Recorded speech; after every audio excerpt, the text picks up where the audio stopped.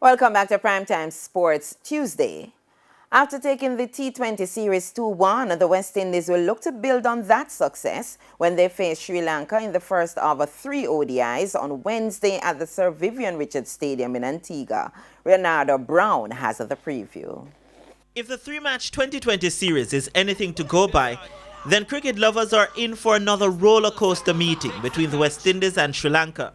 The two teams have not covered themselves in glory in one-day internationals in recent times, and since the start of 2019, West Indies have lost 21 and won only 13 of their ODIs.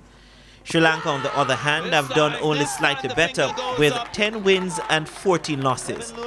But that aside, the main concern for the hosts is the spinners in the Sri Lankan ranks, and in particular Wanindu Hasaranga, who tormented the West Indies batsmen in the T20 series. Well, we've obviously been working hard on that. We know that Sri Lanka, they're going to come with a diet of spin.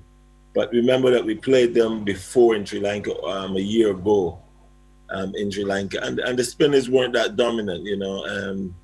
The leg spinner, he was tight, but he didn't get a lot of wickets. So, yes, we've got to pay him the respect that is due, but it's a different format. It's a longer format.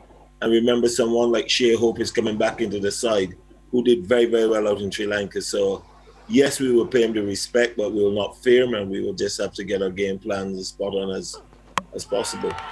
With that being said, Windies bowling coach Roddy Estwick wants to leave nothing to chance, not even the pitch. Well, we're hoping that it's a very, very good batting wicket. You know, we wouldn't want it to spin much as it did at the last venue, but you never know in the Caribbean. Sometimes the pitch can be a little bit dry. The weather here in Antigua has been very sunny, but we're hoping that it doesn't spin as much. But we have to just play him a lot better than we did. I thought some of our dismissals in the ODI in the T20 were a bit soft. We've got to tighten up on that, and we've got to make sure that we stick to our game plans a lot better and make sure that he's not as effective as he was. Wednesday's game goes off at 8:30 a.m. Jamaica time.